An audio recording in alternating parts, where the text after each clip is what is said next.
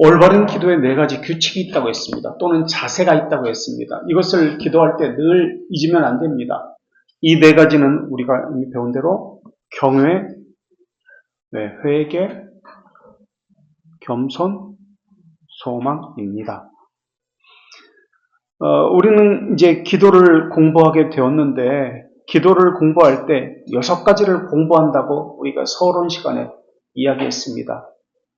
기도의 필요성, 왜 기도해야 하는가? 첫째, 이것을 배우게 되고요. 그래서 우리가 지난 시간에 기도하는 이유에 대해서 기독교 강요 3권 20장 3항에서 7가지로 말한다라고 이야기했습니다.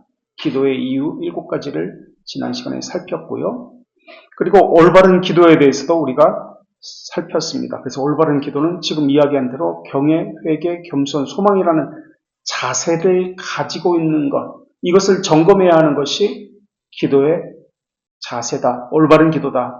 올바른 기도는 응답받는 데 목적이 있는 것이 아니다. 하나님과의 관계이기 때문에 자세를 살펴야 한다는 것을 우리가 이미 배웠습니다.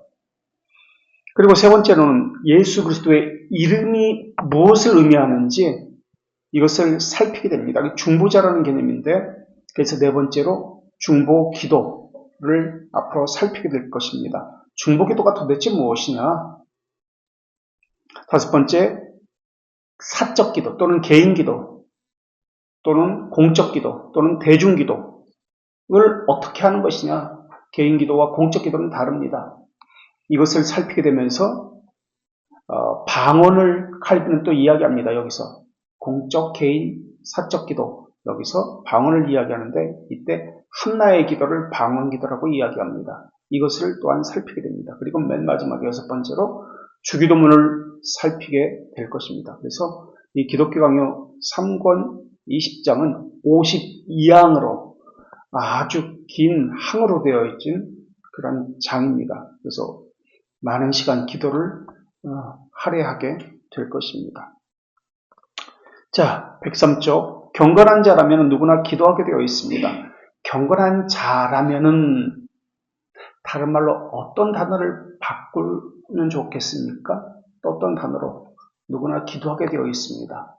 경건한 자라는 단어가 원래 경건한 자라는 경건이라는 단어는 유세베이야, 좋다, 선하다, 좋다, 베이야, 두려워하다, 이런 개념입니다. 그러니까 사랑하는 것, 좋아하는 것과 두려워하는 것, 경외하는 것, 이것이 함께 있는 단어가 경건이라는 단어입니다.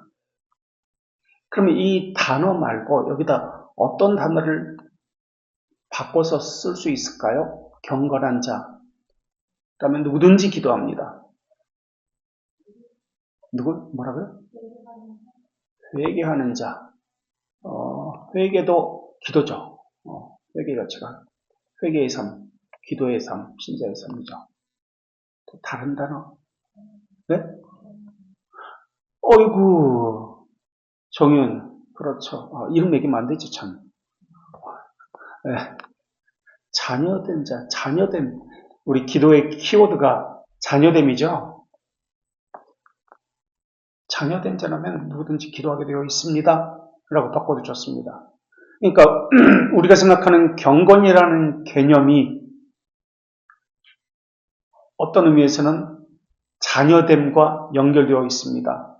또는 자녀됨을 생각할 때 경건이라는 단어를 생각하는데 우리가 생각하는 경건과는 다른 의미로서 경건을 우리는 생각하고 있습니다. 라는 것을 알 수가 있습니다. 그러니까 자녀됨이라는 것은 두 가지 것으로 경건과 관련해서 사랑하는 것과 동시에 경외하는 것, 이것이 자녀됨에 있습니다. 사랑만 있어서는 안 됩니다. 좋아하는 것만 있으면 안 됩니다. 경외하는 것, 두려워하는 것, 이거 역시 함께 있어야 됩니다. 자녀가 부모에 대해서도 마찬가지입니다. 자녀라면은 누구나 기도하게 되어 있습니다. 경건한 자라면은 누구나 기도하게 되어 있습니다. 하나님의 자녀라면 누구나 기도하게 되어 있습니다. 이런 질문을 하는 자들이 있습니다. 우리가 하이델베르크 기도를 어떻게 정의 내리고 있는지 우리가 지난주에 살펴봤던가요? 하이델베르크 117문. 142쪽에 있습니다. 한번 볼까요? 117문 하이델베르크스 기도를 어떻게 정의하고 있는지. 지난 시간에는 대교리 문답과 소기리 문답만 봤는데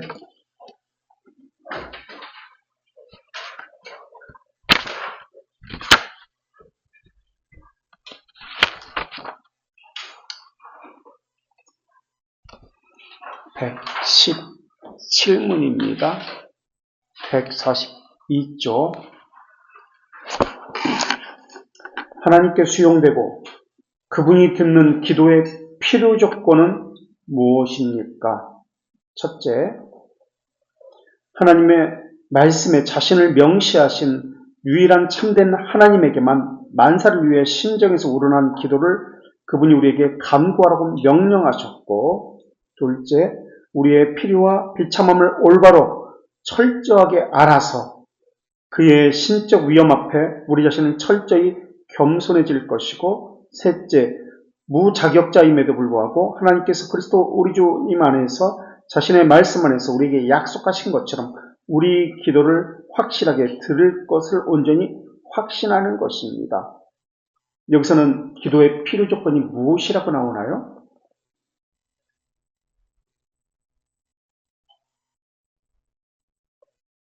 기도의 필요 조건?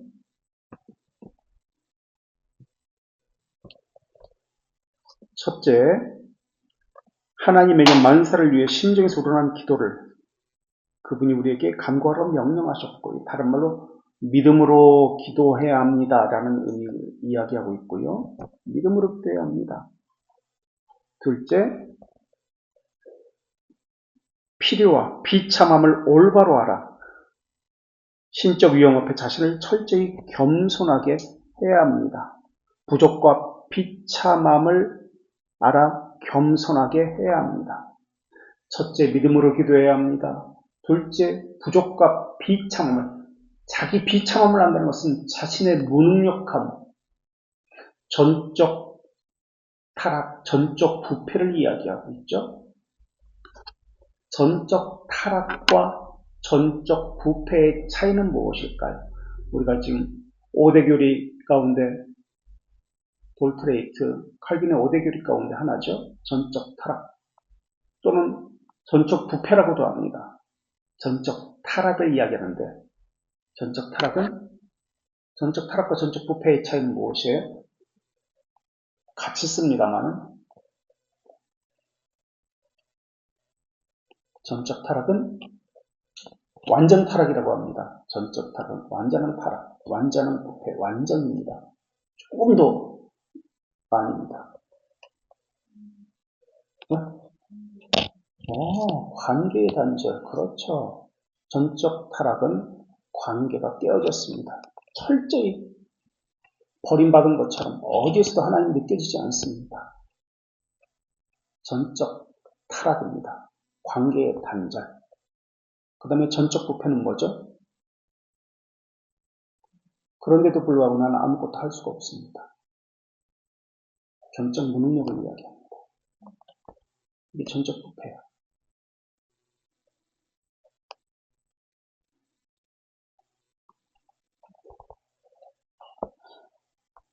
자, 부족과 비참하기에 겸손함을 가져야 한다. 당연히 전적 타락과 전적 부패를 아는 사람은 자기 깨어짐이 있게 되어 있습니다. 당연히 겸손하게 되어 있습니다. 자기를 의지할 수 없게 되어 있습니다. 자기 이성, 감정, 자신의 판단, 생각, 자기의 의지, 그 무엇도 의지할 수 없습니다. 자신이 행하는 모든 것은 악밖에 없으니까. 전적 타락과 전적 부패 외에는 없으니까. 그래서 겸손할 수밖에 없습니다. 이게 기도의 필요 조건입니다. 이게 두 번째. 세 번째는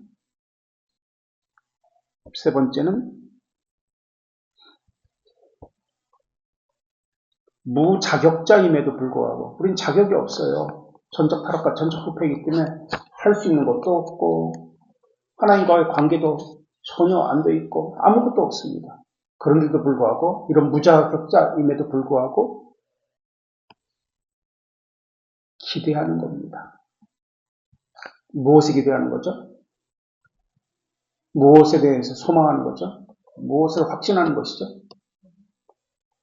하나님의 자비하심. 그렇죠. 하나님의 자비하심에 기대하는 것이죠. 하나님의 자비하심을 또 다른 말로 뭐라고 이야기하죠? 웨스트민스터 표준문서에서는 은혜 언약이라고도 이야기하죠. 이 대륙의 새일치 신조에서는 하나님의 자비하심이라고 표현하고, 이것은 웨스트민스터 표준문서에서는, 표준문서가 뭔지 알죠? 신앙고백서 대교리문답, 소교리문답에서는 은혜 언약 또는 언약이라고 그렇게 표현하고 있습니다. 여기서도 언약, 약속이라고도 이렇게 지금 표현되고 있습니다. 그죠? 그러니까 하나님의 자비하심이라는 말이에요. 이 말이 언약, 약속. 그래서 하이델베르크에서는 기도의 필요 조건을 이렇게 세 가지로 이야기하고 있습니다. 믿음으로 기도해야 합니다. 두 번째, 부족과 비참함이 담긴 겸손함으로 기도해야 합니다. 세 번째, 하나님의 자비하심을 의지해서 기도해야 합니다. 이렇게 나옵니다. 이것이 하이델베르크 117문의 기도의 필요 조건이라고 나오고 있습니다. 자, 경건한 자라면, 하나님의 자녀라면 누구나 기도하게 되었는데, 이런 질문을 하는 자들이 있습니다. 하나님은 우리가 구하기 이전에 우리에게 필요한 모든 것을 아십니다. 굳이 우리가 기도해야 할 이유가 있을까요? 기도를 안 해도 되는 건 아닙니까? 하나님께서 아시기 때문에 우리는 기도하지 않아도 하나님이 원하면 주시고 원하지 않으면 안 주시지 않습니까? 이것에 대해서 답이 뭐라고 생각하세요? 우리가 기도해야 하는 이유, 하나님 다 아십니다. 네, 다 아십니다. 전지전능할 때는 구하지 않아도 아십니다. 그리고 하나님의 때가 되면 하나님께서 알아서 주십니다. 우리가 구해도 주시지 않습니다. 하나님의 뜻이 아니면. 그런데도 기도해야 합니다. 왜 그렇습니까? 네? 중생? 교제이기 때문에. 예. 또. 예, 교제에 맞습니다. 또 기도는 조건이 아니기 때문에 그렇습니다. 의무이기 때문에 그렇습니다. 자녀이기 때문에, 자녀로서의 의무이기 때문에 그렇습니다.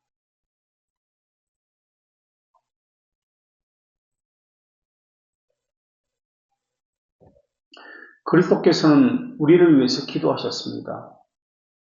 우리에게 기도의 모범을 보이신 겁니다. 하나님이신 그리스도께서 왜 기도가 필요했겠습니까? 우리가 기도하는 목적은 구하는 것을 달라고 하기 위함이 아닙니다. 우리 소교리문답 98문을 볼까요? 320쪽. 우리가 지난 시간에 찾아본 건데 320쪽 소교리문답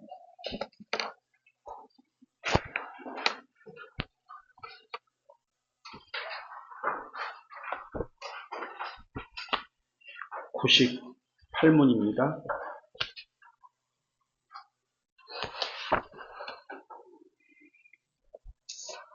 기도는 무엇입니까?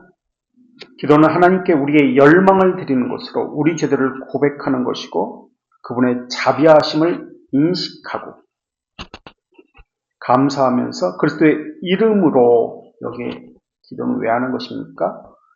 그리스도의 이름으로 하나님의 뜻에 일치할 수 있기 위한 것입니다. 기도는 그리스도의 이름으로 하나님의 뜻에 일치하기 위해서 하는 것입니다. 라고 나옵니다. 기도는 왜 하는 것입니까? 하나님의 뜻에 일치할 수 있게 하기 위해서. 누가? 내가. 이것이 목적입니다.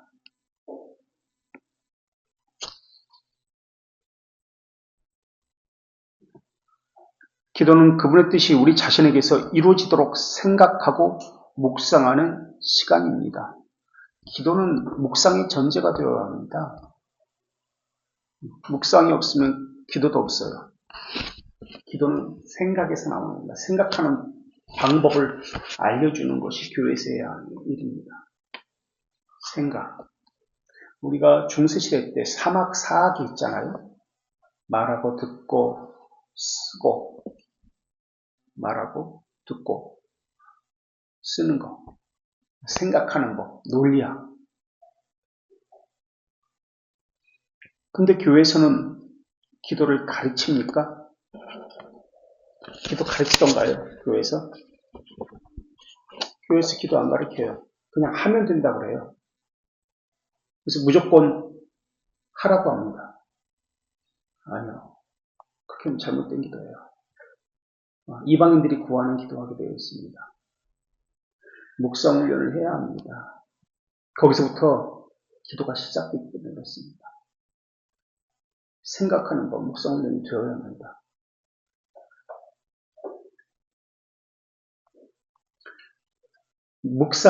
믿음은 항상 약속을 바라봅니다. 항상 약속을 바라봅니다. 그래서 소망이 있습니다. 그래서 믿음은 소망과 함께 갑니다. 믿음의 돌적이가 있습니다. 우리가 믿음이 있다 없다, 믿음이 흔들린다, 견고하다. 요것은 요 두 가지, 두 돌적이 경첩이라고 그러죠. 여기 문을 딱 받치고 위아래 받치고 있는 경첩 또는 돌적이. 요것이 고정되어 있지 않기 때문에 그렇습니다. 흔들리기 때문에 그렇습니다. 그래서 되게 믿음이 없는 것처럼 느껴집니다. 그럼 이 두 가지 것이 무엇일까요? 믿음을 바치는 경첩 또는 두 돌적이. 믿음의 돌적이는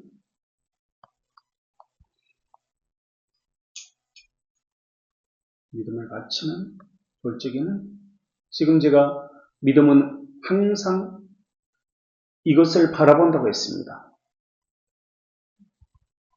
약속. 약속과 또 여기서 나오는 평강입니다. 왜? 약속에 대한 확신이 있으니까. 그래서 평강입니다. 그래서 약속과 평강이 믿음의 두 돌적입니다.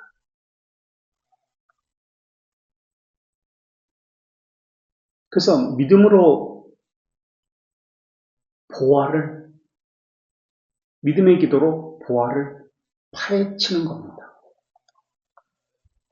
하나님의 뜻이 무엇인지에 대해서 믿음의 기도로 숨겨진 보화를 파헤치는 것. 이게 기도입니다. 기도는 그분의 뜻이 우리 자신에게 이루어지도록 생각하고 묵상하는 시간입니다. 우리가 생각하는 기도란 정의와 다르죠? 생각하고 묵상하는 시간입니다. 기도는 그분의 뜻이 우리 자신에게서 이루어지도록 생각하고 묵상하는 시간입니다. 또 교리적 생각 또는 하나님의 속성에 합당한 생각을 해야 되겠죠. 이게 기도입니다. 이게 기도의 출발이에요. 그래서 교리가 중요합니다. 하나님이 어떤 분인지 바르게 아는 것이 중요합니다. 이것이 잘못되면은 다른 묵상, 다른 생각을 하게 되어 있습니다. 시편을 보면은 목소리를 높이 부르짖는다는 말씀이 있는데, 그래서 교회에서는 소리 질러서 기도하라, 두 팔을 벌려서 간절하게 소리쳐라, 외쳐라, 그렇게 이야기하죠. 소리를 질러라, 주여 3번 부르고, 목이 쉬도록 기도해야 된다, 그렇게 이야기하죠. 거짓입니다. 그건 기도의 방법이 아니에요. 성경에서 목소리를 높여 부르짖는다는 말씀이 있는데 이것은 실제로 그렇게 한 것이 아닙니다. 그렇게 하라는 것이 아니에요. 그럼 무슨 뜻입니까? 그의 심정의 상태를 말하는 것입니다. 지금 이 책에 나오잖아요. 칼빈이 기독교가. 심정의 상태를 말하는 것이지 그러니까 아까 우리가 심정의 상태를 소개lum문답 98문에서 또는 하이델베르크 117문에서 우리가 살폈잖아요. 비참해야 합니다. 자신의 부족함을 느껴야 합니다. 믿음으로 해야 합니다. 하나님의 자비하심을 의지해야 합니다. 이런 심정 또는 기도의 4가지 자세를 칼빈은 이야기했는데 이런 심정의 상태를 살피는 것, 이 심정의 상태를 이야기하는 것이 목소리를 높여 부르진다는 말이지 문자 그대로 소리 지르라는 뜻이 아니에요. 기도는. 근데 우리는 문자적으로 해석해서 문자 그대로 소리를 지릅니다. 그런 개념이 아니에요. 기도는. 자, 심정의 상태. 자기 심정이 하나님을 첫 번째, 자기 심정이 하나님을 추구하고 사랑하고 경외하고 소망하고 있는지 살펴야 됩니다. 우리가 하이델베르크에서 살펴보았듯이 아까 자신의 심정이 하나님을 추구하고 사랑하고 경건이라는 개념, 경외하고 소망하고 있는지, 소망하는 확신과 연결되죠. 언약과 관련되어 있죠. 자신의 심정이 하나님을 추구하고 사랑하고 경외하고 소망하고 있는지, 이게 심정의 상태를 이야기합니다. 목소리 높여 부르진다는 뜻은 첫째, 자신의 심정이 하나님을 추구하고 사랑하고 경외하고 소망하고 있는지, 확신하고 있는지. 두 번째, 자기를 내려놓고, 이게 비참하다는 뜻이잖아요. 자기 부족과 비참함, 아까 전적 타락과 전적 부패를 이야기했는데 자기를 버려놓고 하나님께 모든 심정을 쏟아 놓아야 합니다. 모든 심정을 쏟아 놓아야 합니다. 자기를 내려놓고 모든 심정을 쏟아 놓아야 합니다. 이게 두 번째입니다. 세 번째, 목소리를 높여서 부르진다는 말씀, 이 말씀의 뜻 세 번째는 다른 의욕, 욕망이 들어오지 못하도록 한다는 뜻입니다. 다른 욕망이 들어오지 못하도록 한다는 뜻입니다. 이게 목소리를 높여 부르진다는 말씀입니다. 세 번째, 다른 욕망, 다른 의욕, 욕망이 들어오지 못하도록 한다는 뜻입니다. 네 번째, 하나님의 목소리 높여 부르진다는 말씀의 뜻은 네 번째, 하나님의 뜻에 합당하게 바란다는 뜻입니다. 하나님의 뜻에 합당한 것을 바란다는 뜻입니다. 하나님의 뜻에 합당한 것을 바랍니다. 라는 뜻입니다. 그러니까 살펴야 된다는 뜻이죠. 자신의 기도를 하나님의 속성과 맞게 하나님의 속성에 따라서 자신의 기도의 내용을 살펴야 합니다. 라는 뜻입니다. 이게 네 번째입니다. 다섯 번째, 목소리를 높여 부르진다는 말씀의 뜻은 다섯 번째, 단순한 고민거리를 해결하려고 하지 말고 하나님을 향해서 소망이 불타오르게 하라는 말입니다. 우리는 고민거리로 기도를 시작하지만 기도는 단순한 고민거리를 해결하는 것이 기도가 아니라 하나님을 향해 소망이 불타오르고 있는지를 점검하는 것이 기도입니다. 하나님을 향해서 언약과 관련된 것이 소망이죠. 이것이 불타오르고 있는지 확인하는 것. 이게 단순한 고민거리를 해결하려고 하지 않는 것이다 라고 목소리를 높여 부르진다는 말씀을 해석합니다. 칼빈이 지금 다 기독교강에서 한 얘기들이에요. 제가 하는 얘기가 아니라 기독교강에 나옵니다. 이게 또 목소리를 높여 부르진다는 말씀의 뜻은 여섯 번째, 인위적으로 또는 가공적인 기도를 하지 않는다는 뜻입니다. 인위적, 가공적 기도를 하지 않는다는 뜻입니다. 그러니까 사람이 만들어가지고 기도 제목 가지고 기도하지 말라는 거예요. 왜 사람이 만들어가지고 인위적으로 이것을 두고 우리가 함께 기도하겠습니다. 보통 그렇게 하잖아요. 귀뚜라미 기도하잖아요. 귀뚜라미는 사람이 다가가면은 울다가 울지 않아요. 멈춰요. 우는 걸. 가을에 보면은 음악이 있으면은 기도하고 음악이 없으면 기도하지 않고 이 찬양팀 나와가지고 기타 치면서 자기가 소리 빽빽 지르면서 막 기도하다가 목이 쉬어가지고 이제 기도를 찬양팀 그 기도 인도자가 기도 그만두면 모두가 다 그만둬. 귀뚜라미 기도하잖아. 그런 기도하지 말라는 거예요. 인위적인 기도, 가공적인 기도, 기도 제목 가지고 우리가 이 문제를 가지고 기도하겠습니다. 이런 거 하지 말라는 거예요. 사람이 만드는 기도.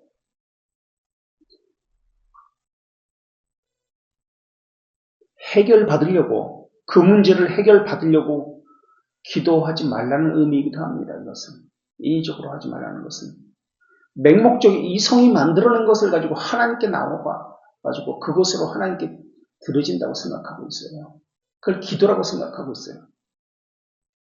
그 가공된 이성, 맹목적인 이성이 만들어낸 것을 가지고 하나님 앞에 나오지 말라는 것이 이 6번째 뜻입니다. 사람들은 기도 제목 없으면 기도 안 해요. 다 가짜입니다. 인위적이기 때문에 그래요. 그 사람 자체가. 율법적이라는 뜻입니다. 다른 말로. 외식적이고 외형적이라는 뜻이에요. 그렇기 때문에 가짜예요. 자기가 기도를 돕는다고요? 그래서 기타를 치죠. 또 피아노 반주를 합니다. 마이크를 잡고 자기가 기도를 인도한다고 소리를 지르면서 막 울부짖죠. 흐느끼기도 합니다. 그럼 모든 회중들이 따라서 울어요. 이게 대각성 운동 때 미국에서 있었던 방법이에요. 마차 타고 다니면서 여자 가수를 불러가지고 또 기도인도자를 불러가지고 마이크를 대고 아주 간드러진 목소리를 막 울기도 하고 호소하는 거예요. 청중들의 가슴을 쥐어짜면서. 그럼 뭐가 된 것 같이 여겨요. 자신 눈물을 흘리고 회개하니까 회개한 것처럼 무엇이 된 것처럼 여깁니다. 그래서 조작을 하는 거예요. 그러면서 하나님을 만났다라고 이야기합니다. 다 거짓입니다. 그게 한국에 들어온 거예요. 그게 19세기, 18세기에 미국의 대각성 운동, 2차, 3차 대각성 운동이 다 그런 것들이에요. 자, 계속해서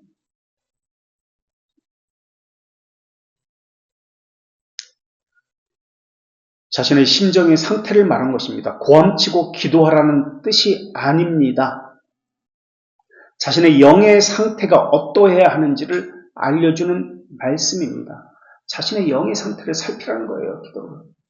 그래서 6가지를 가지고, 지금 이야기했던 6가지를 가지고, 자신의 영의 상태를 살펴라. 자신의 영의 상태가 어떠한지, 어떠해야 하는지 알려주는 말씀입니다. 고함치는 기도는, 외치는 기도는 우상 숭배자들이 했던 말입니다. 기도에 무슨 힘이 있다, 능력이 있다, 그런 뜻이 아니에요, 지금 이건. 우상 숭배자들이 하는 기도예요.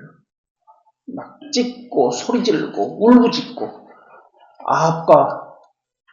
아합의 그 바알 선지자들이 했던 것이 이 기도예요. 밤새도록 그 기도했죠. 엘리야 기도는 그렇게 하지 않았습니다.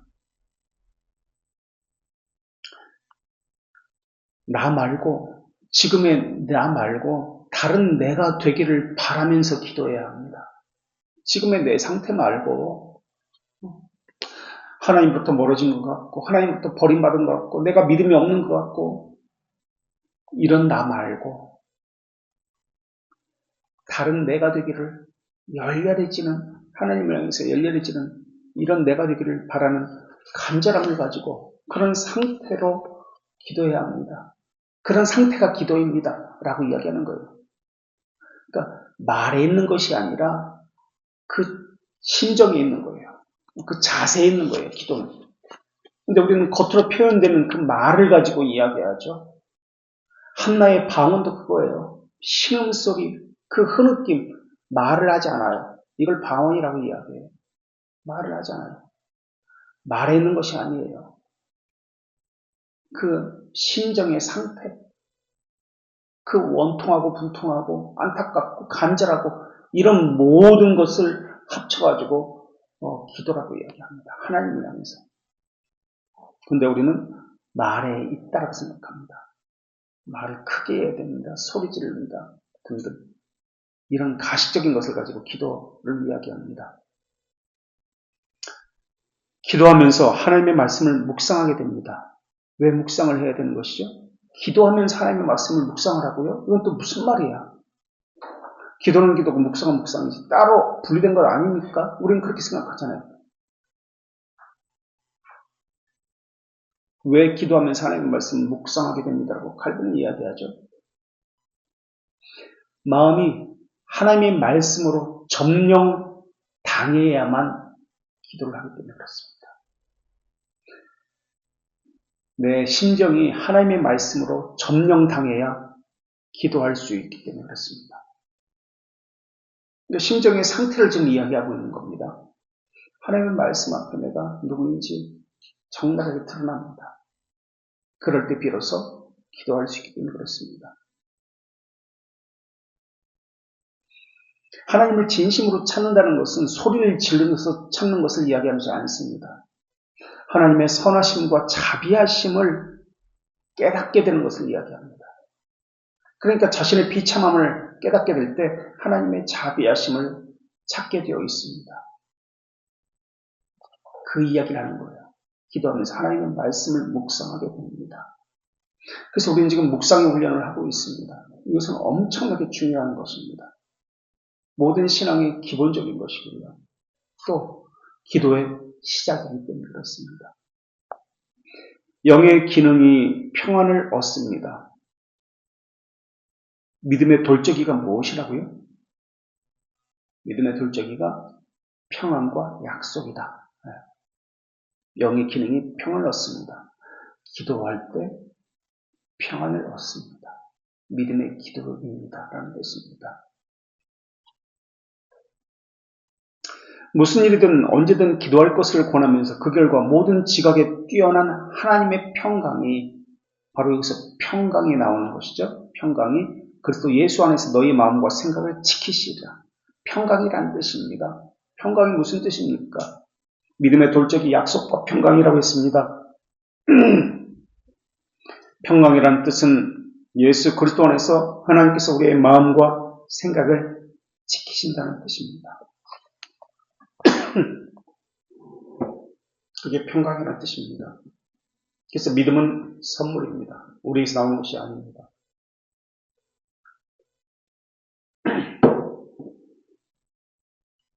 우리는 평안할 수가 없습니다. 늘 불안하고 염려하고 미래에 대해서 외부적인 어떤 것에 대해서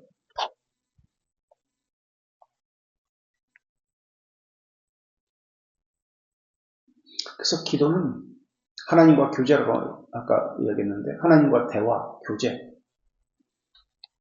교제하고자 하는 거기에 맞는 자세가 필요합니다. 그 정신, 그 마음이 필요합니다. 이것이 기도입니다. 하나님과 교제에 합당한 하나님과의 대화에 필요한 자세, 마음, 정신 이것이 필요합니다. 그러니까 하나님이 어떤 분인지 알아야만 그 자세, 마음이 나오겠죠.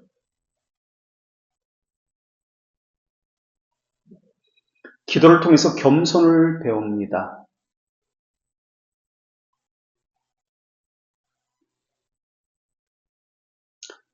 상한 심령이 되라는 뜻입니다. 우리 하이델베르크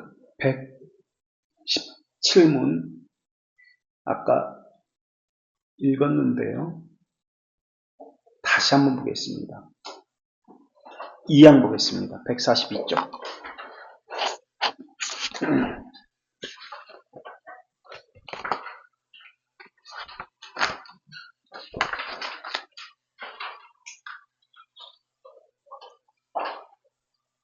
117문 2양 기도를 통해서 우리는 겸손을 배웁니다.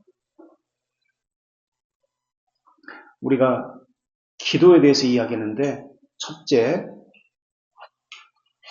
이 뒤에 문제풀이가 있거든요. 이거 3권이 끝날 때까지 문제풀이를 해서 올리셔야 됩니다. 여기에 보면은 기도의 목적에 대해서 이야기가 나옵니다. 첫째, 둘째, 셋째.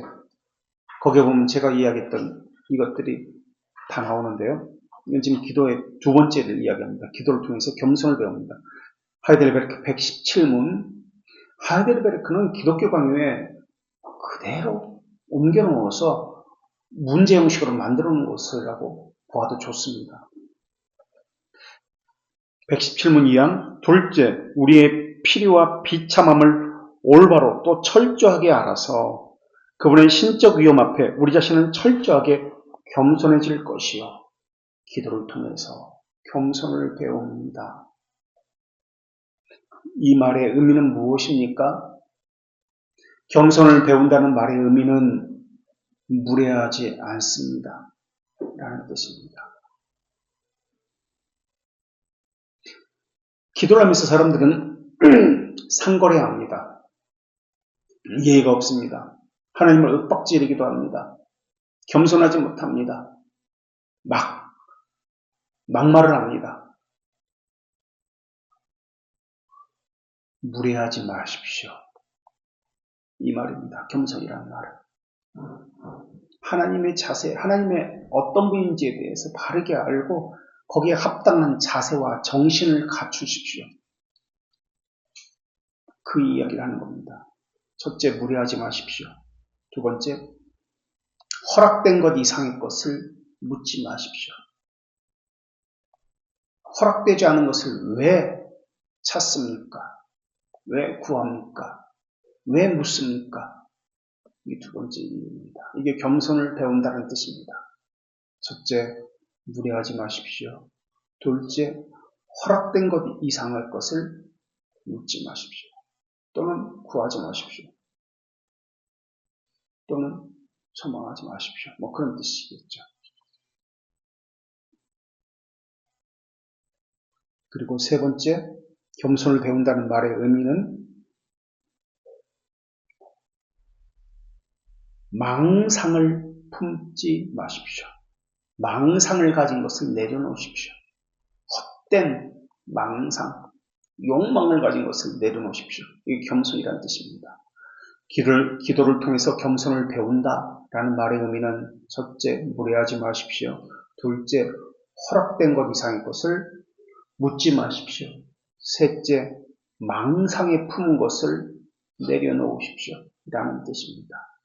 우리는 망상을 가지고 기도합니다. 저 사람에게 어떻게 해주십시오. 또는 내가 어떤 것에 대해서, 망상한 것에 대해서, 헛된 꿈을 꾸는 것에 대해서 이루게 해주십시오라고 합니다. 겸손이라는 것은 이것을 포기하십시오. 내려놓아라 라는 뜻입니다. 네 번째, 기도를 통해서 겸손을 배운다는 말의 의미는 내 속에 숨겨진, 감춰진 욕망이 있습니다. 그것을 찾아서 내려놓으라는 뜻입니다. 내 속에 숨겨진, 교묘하게 숨겨진 욕망들이 있습니다. 이것을 내려놓아라. 우리는 그래서 설교를 통해서 하고 있는 작업들이 있습니다. 외부에서 우리는 가지고 있는 철학들이 있습니다. 이것은 성경이 아닙니다. 신앙이 아닙니다. 이것을 발견하는 것을 말씀을 통해서 발견하게 됩니다. 그래서 이것을 버리게 됩니다.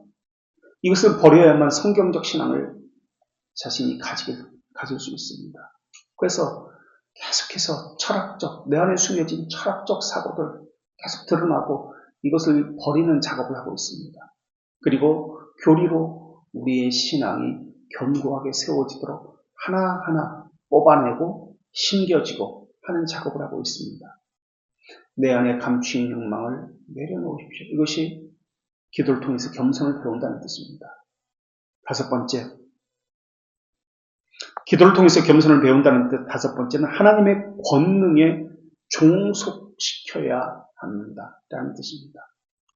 우리는 주님이라고 부르고 있습니다. 말로는 주. 그러니까 우리는 종이라는 개념으로, 노예라는 개념으로 고백을 하고 기도도 하고 있지만 이 고백에 대해서 실제 주인이라고 생각하고 하고 있습니까? 아닙니다. 내가 원하는 대로 합니다. 내가 하고 싶은 거 합니다. 내가 우선순위를 정해버립니다. 그리고 내가 하고 싶은 대로 하고 주님이라는 고백은 거짓입니다. 모든 삶에서 주님이라는 고백대로 하고 있느냐를 묻고 있습니다. 하나님의 권능에 종속시켜야 합니다. 이것이 기도를 통해서 겸손을 배운다는 뜻입니다. 자, 기도를 통해서 겸손을 배웁니다. 또 겸손이라는 단어는 이렇게도 표현될 수 있습니다. 상한 심령이더라. 상한 심령이. 상한 심령이 기도의 자세입니다. 이것이 또한 예배의 시작입니다. 상한 심령. 이것이 되지 않으면 예배가 되지 않습니다. 기도가 되지 않습니다. 상한 심령이라는 것은 자신의 전적 능력, 전적 부패, 전적 타락을 발견했을 때 가능합니다. 그래서 하나님을 의지할 수밖에 없을 때, 자비하심을 바라볼 수밖에 없을 때 나오는 것이 상한 심령이 되는 것입니다. 그리고 겸손을 배운다는 것은 또 자기 의를 포기한다는 뜻입니다. 왜 이 생각을 하는지, 왜 이 판단을 했는지 다시 한번 살펴보아야 합니다. 그런데 사람들은 그렇게 하지 않습니다. 이 생각, 이 판단이 옳다라고 확증합니다. 한 번 더 말씀에 비추어서 살펴보려고 하지 않습니다. 자기 의를 포기하라. 이 말의 의미는 또 반대로 얘기하면 하나님의 의만 의존하라 라는 의미입니다. 하나님의 의만 의존하라. 이 겸손이라는 뜻입니다. 상한 심령이 되라. 자기의 의를 포기하라. 하나님의 의만 의존하라. 하나님의 의만 의존한다고 할 때 우리는 아무것도 내세울 것이 없습니다. 이게 겸손이라는 개념입니다. 그래서 칼빈은 신앙인 기독교인들은 첫째도 겸손이요, 둘째도 겸손이요, 셋째도 겸손이라고 이야기했습니다. 좋은 일이든 나쁜 일이든 그 원인이 하나님이심을 알게 되어 겸손하게 그분의 섭리에 순종하게 됩니다. 섭리주를 이야기하죠. 우연히 일어난 일은 하나도 없습니다. 지금 기독교 강요 3권에서 20장에서 우연이 없다라고 이야기했는데 이것은 운과 우연이 없습니다. 기독교 강요 1권에서도 똑같이 이야기했던 것을 여기서도 또 이야기하고 있습니다. 운과 우연이 없습니다. 섭리주를 이야기하면서 삼일체 하나님을 설명하면서 섭리주를 설명하면서 했던 것입니다.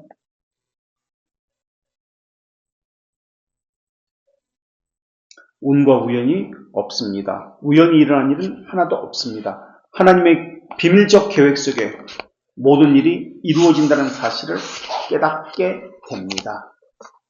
비밀적 계획. 다른 말로 영원이라는 개념이죠. 영원. 삼위 하나님의 영원적 협약.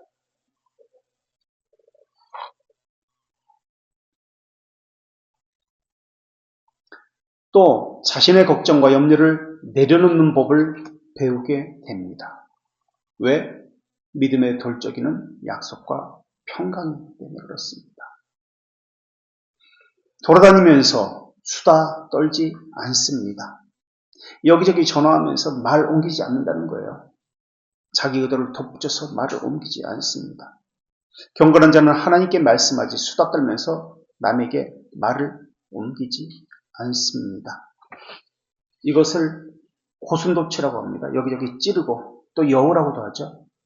아가에 보면 나오죠. 이간질하고. 교회마다 이런 사람들이 있어요. 이런 사람들 때문에 아가에 보면은 울타리가 무너진다. 교회가 무너져진다. 라고 이야기합니다. 아가 2장 19절을 보면 울타리를 허무는 여우가 나옵니다. 포도원을 허무는 여우를 잡으라고 이야기합니다.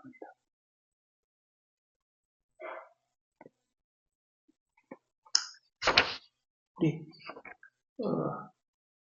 하나님은 다 아시는데 왜 우리가 기도해야 합니까? 다시 정리해 볼까요? 하나님을 모든 것을 아시는데 왜 우리가 기도해야 합니까? 첫째, 하나님을 향한 소망과 열의가 마음에 불일 듯 하게 하기 위해서 우리는 기도해야 합니다. 하나님을 향한 소망과 열의가 우리 마음에 불일 듯 하게 하기 위해서 우리는 기도해야 합니다. 둘째, 하나님을 다 아시는데 왜 우리는 기도해야 합니까? 둘째, 하나님께 아뢰지 못한 부끄러운 욕망, 숨겨진 욕망들 또는 소원이 우리 마음에 침입하지 못하도록 하기 위해서 우리는 기도해야 합니다. 우리 속에 숨겨진 죄와 욕망들, 부끄러운 욕심들 또는 이러한 것들이 우리에게 침입하지 못하도록 우리의 마음을 하나님 앞에 털어놓아야 합니다. 그러기 위해서 기도해야 합니다. 세 번째, 하나님께서는 우리에게 여러 가지 은혜를 주십니다. 이 여러 은혜를 주실 때 감사함으로 받기 위해서 우리는 기도해야 합니다. 감사함으로 받기 위해서 하나님께서 여러 가지 은혜를 주시는데 감사함으로 받기 위해서 우리는 기도해야 합니다. 네 번째, 하나님은 다 아시는데 왜 우리가 기도해야 합니까? 우리가 구하던 것을 얻었을 때 하나님께서 내 기도에 응답해 주셨다는 확신을 갖게 하기 위해서입니다. 하나님께서 응답해 주셨다는 확신을 갖게 하기 위해서, 그래서 하나님의 자비하심을 더욱 묵상하고 바라기 위해서입니다. 하나님은 다 아시는데 왜 우리가 기도해야 합니까? 네 번째, 우리가 구하던 것을 얻고 하나님이 내 기도에 응답해 주셨다는 확신과 하나님의 자비하심을 더 묵상하고 바라기 위해서 기도해야 합니다. 다섯 번째, 하나님은 왜 다 아시는데 우리에게 기도하라고 말씀하셨습니까? 우리가 기도로서 하나님께 얻었다고 인정하는 것들을 더욱 큰 기쁨으로 받기 위해서입니다. 더 큰 기쁨으로 받기 위해서 하나님은 우리에게 기도하라고 말씀하셨습니다. 더 큰 기쁨으로 받기 위해서 기도하라고 말씀하셨습니다. 여섯 번째, 하나님은 다 아시는데 왜 기도하라고 하셨습니까? 우리의 연약한 정도에 따라 하나님의 섭리를 경험하고 확신하기 위해서 우리에게 기도하라고 했습니다. 하나님은 다 아시는데 왜 기도하라고 했습니까? 우리의 연약한 정도를 따라서 하나님의 섭리를 경험하게 하기 위해서. 그래서 하나님께서 역사하신다는 것을 확인하게, 체험하게 하기 위해서 우리에게 하나님은 아시지만 기도하라고 하신 것입니다. 여기까지인데요.